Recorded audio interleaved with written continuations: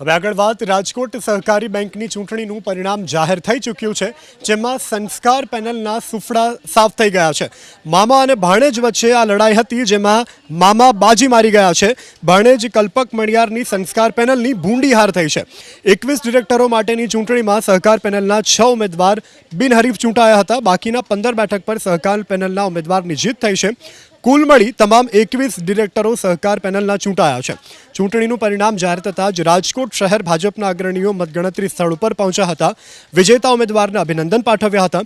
આ તરફ સંસ્કાર પેનલના મિહિરભાઈ મણિયારનું કહેવું હતું કે નાગરિક બેંકમાં ભ્રષ્ટાચાર સામેની તેમની લડત યથાવત રહેશે। મતદારો સુધી અમારી વાત પહોંચાડવામાં ક્યાંક કશાચ રહી ગઈ। મામા અને ભાણેજ વચ્ચે આ લડાઈ હતી, જેમાં મામા બાજી મારી ગયા છે। ભાણેજ કલ્પક મણિયારની સંસ્કાર પેનલની ભૂંડી હાર થઈ છે।